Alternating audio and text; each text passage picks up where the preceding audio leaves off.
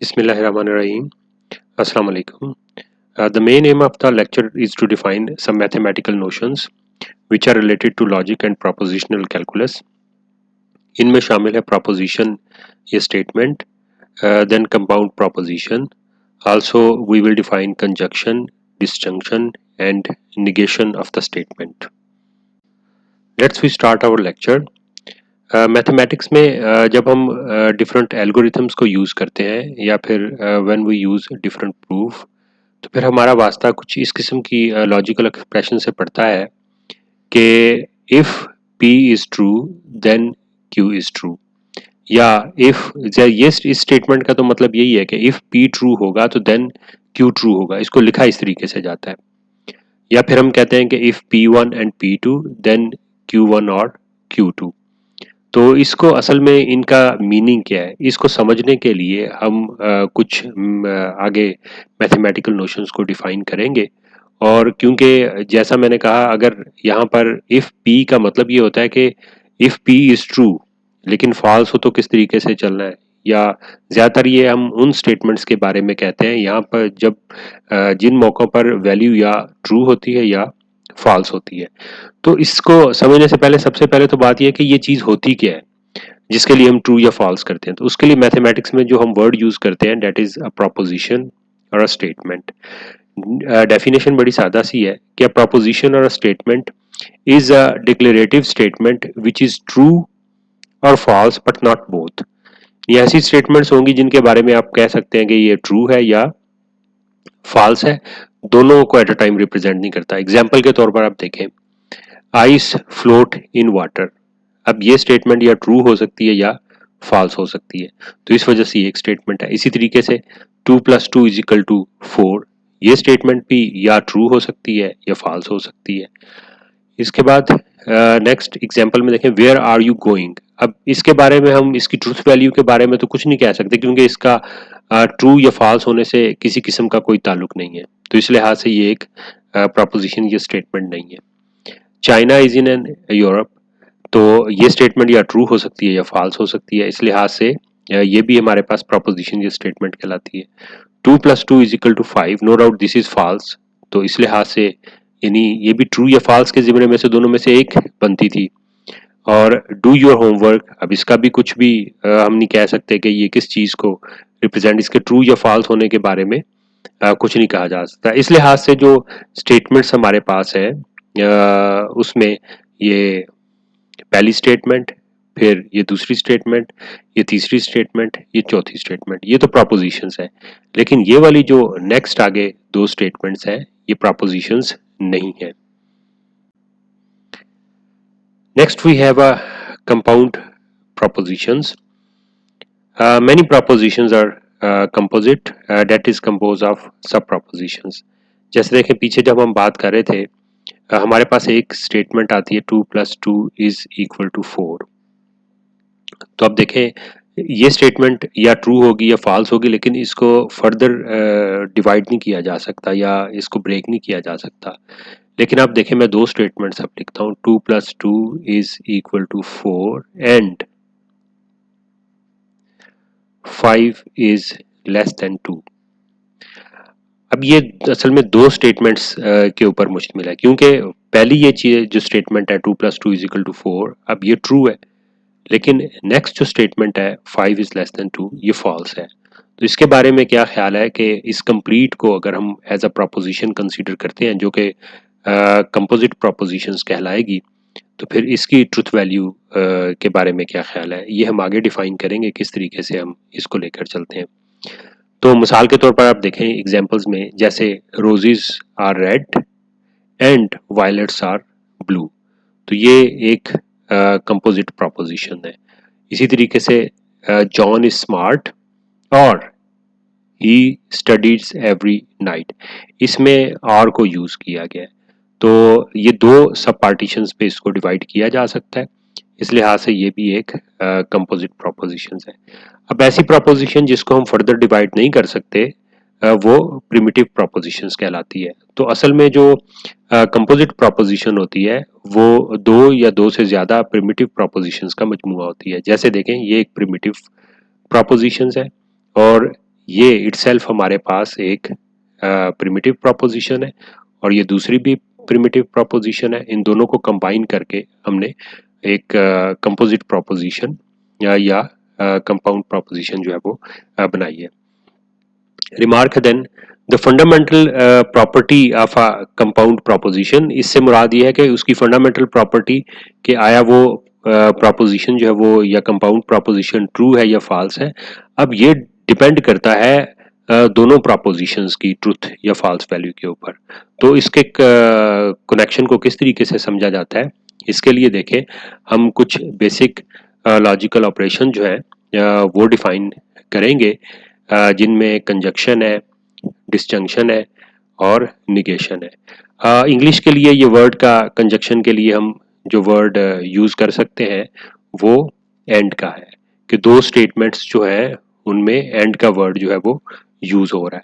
और डिसजंक्शन के लिए जो है वो आर का वर्ड आता है हमारे पास, और निगेशन के लिए नॉट का वर्ड आता है। जैसे आप यहाँ पर देखें कि roses are red and violets are blue, इसमें एंड हमारे पास है तो ये एक कंजक्शन है। नेक्स्ट हमारे पास है जॉन इज स्मार्ट और ही स्टडीज एवरी नाइट, तो इसमें हमारे पास और है तो ये डिसजंक्शन है। और नेक्स्ट हमारे पास है China is not in Europe, तो ये एक किस्म की निगेशन आ जाती है। निगेशन के लिए ऐसा भी होता है कि जैसे अगर हम China is not in Europe को एज अ प्रोपोजिशन या स्टेटमेंट कंसीडर करते हैं तो फिर इसकी निगेशन में से नॉट हट जाएगा तो वो निगेशन कहलाएगी। जैसे आप देखें अगर हमारे पास 2+2 इज इक्वल टू 4 है तो इसकी निगेशन हमारे पास है 2+2 इज नॉट इक्वल टू 4, और इस स्टेटमेंट की जो निगेशन है वो फिर अगेन जो है वो 2+2 इज इक्वल टू 4 है।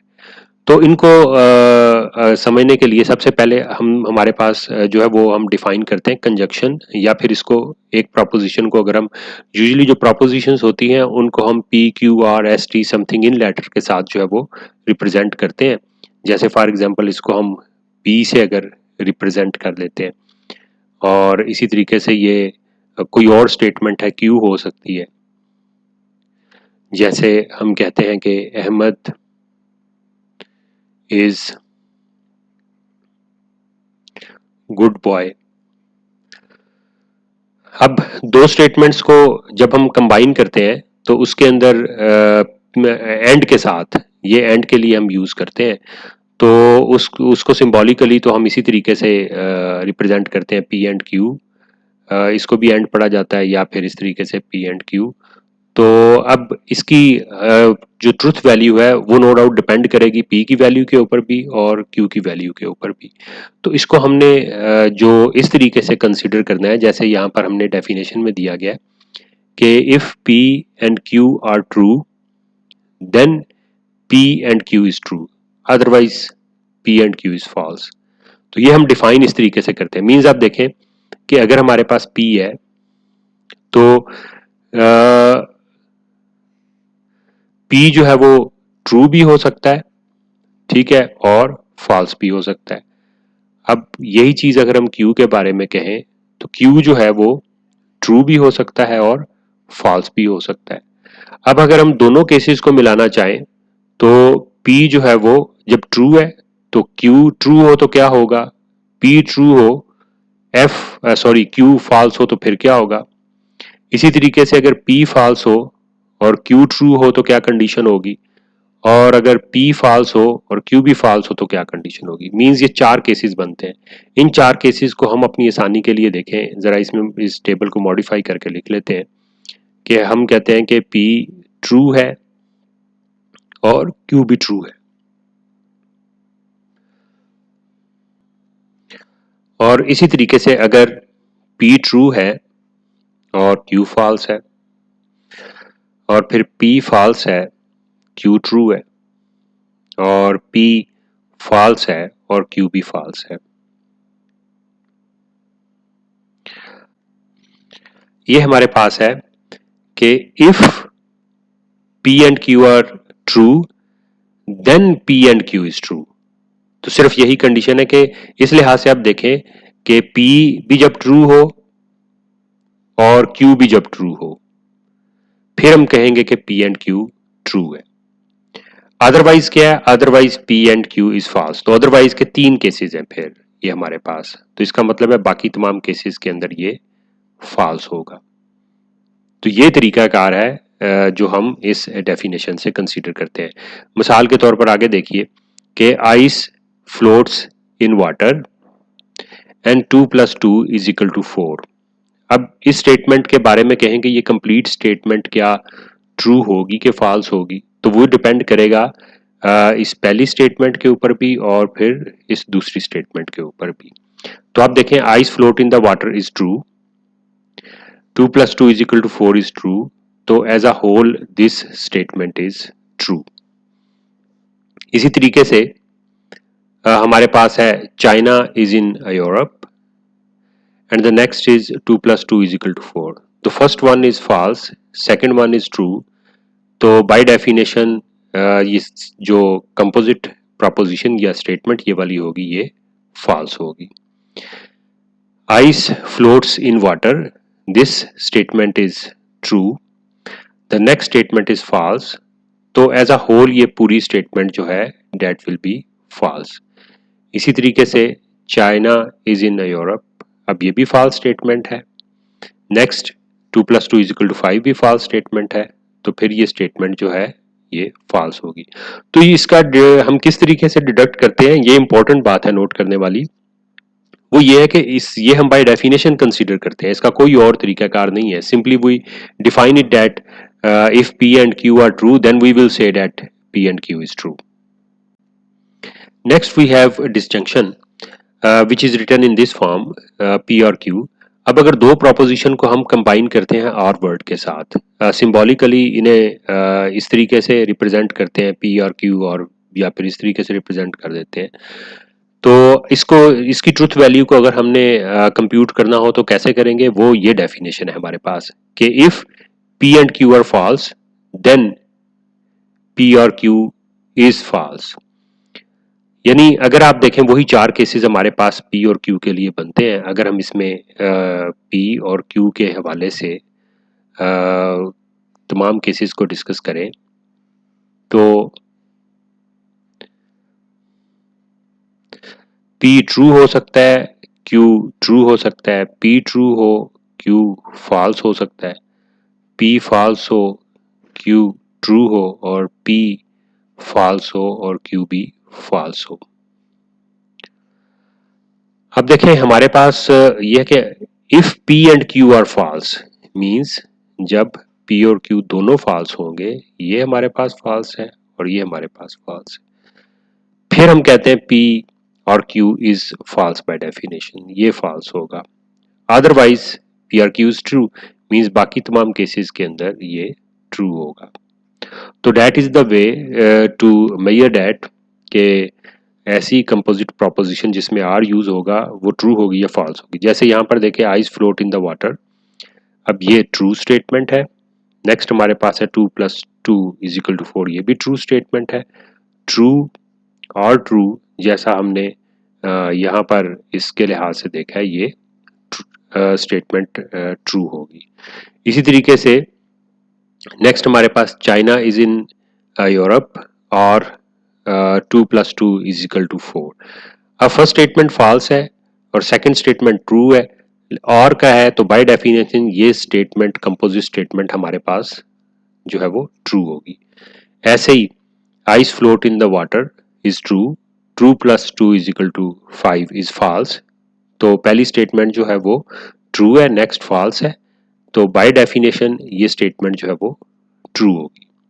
नेक्स्ट स्टेटमेंट में फर्स्ट जो स्टेटमेंट है वो फॉल्स है और नेक्स्ट भी फॉल्स है, और हमारे पास और जब होगा तो दोनों जब फॉल्स होंगी तो फिर हमारे पास फॉल्स होगी।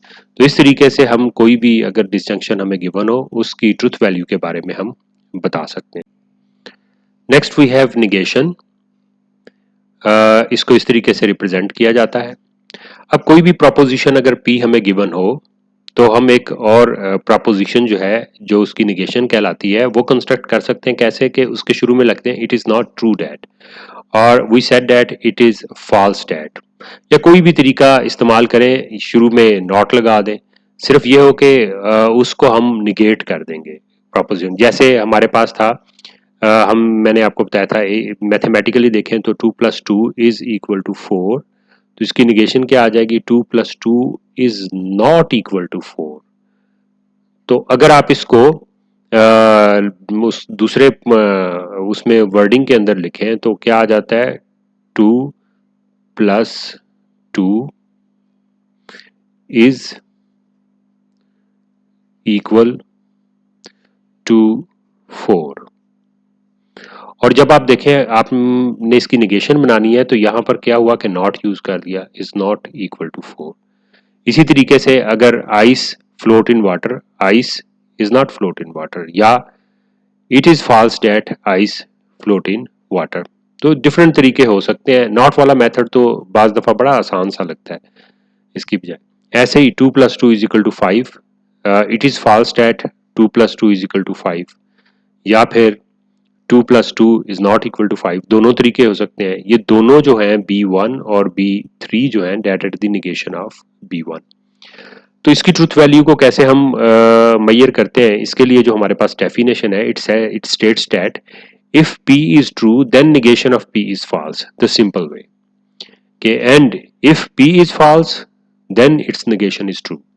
लाइक दैट अगर इसको हम P स्टेटमेंट कहते हैं 2 + 2 = 4, तो ये ट्रू है। तो आप देखें उसकी निगेशन जो है, जिसको कि इस तरीके से हम रिप्रेजेंट कर सकते हैं, ठीक है, ये फॉल्स है हमारे पास। Next, we have a remark that the logical notations for the connectives and or या फिर जो नॉट होता है हमारे पास is not completely standardize. Means mathematics में जब डिफरेंट बुक्स के अंदर डिफरेंट जगह पर ये आती हैं हमारे पास, जब हम लॉजिक को कनेक्ट करते हैं आपस में, लॉजिकल स्टेटमेंट्स को एंड के साथ, आर के साथ या नॉट के साथ, तो फिर इसके लिए आप देखें डिफरेंट स्टेटमेंट्स, जैसे एंड के लिए लिटरेचर में ये तरीका भी इस्तेमाल होता है, ये डॉट वाला मेथड भी यूज़ होता है, इस तरीके से प्रोडक्ट वाला मेथड भी यूज़ होता है, और ये मेथड तो हमने खुद इस्तेमाल किया है। इसी तरीके से आर के लिए सम का वर्ड भी यूज़ होता है, और ये वाला तरीका तो हमने खुद इस्तेमाल किया है। और निगेशन के लिए P prime, P bar, negation of, ये मेथड तो हम ऑलरेडी पहले स्टडी कर चुके हैं और इस जगह पर ये मेथड यूज़ किया था। लिखने के लिहाज से ये वाला मेथड बड़ा आसान सा है, हम ज़्यादातर इसी मेथड से लिख देते हैं। लेकिन सिर्फ यहाँ पर जो इम्पोर्टेंट चीज़ बताने वाली थी कि ये वाला जो कनेक्टनेस के लिए जो सिंबल्स यूज़ होते हैं ये यूनिक नहीं है। इस लिहाज से जब भी स्टेटमेंट आती है हमारे पास, लॉजिकल स्टेटमेंट्स आती हैं, तो हमें ध्यान रखने की ज़रूरत है कि वहाँ पर जो वर्डिंग यूज़ की गई है उससे क्या मुराद हो सकती है। ठीक है, उसके लिए या तो उस बुक पे उस नोटेशन को डिफाइन किया होगा, या हमारा नॉलेज जो है, जैसे यहाँ पर हमने भी जब स्टडी कर ली है तो फिर हमें खुद अंदाज़ा लगाना है कि इससे क्या मुराद होती है। आज के लेक्चर के लिए इतना ही। Thank you very much for your attention.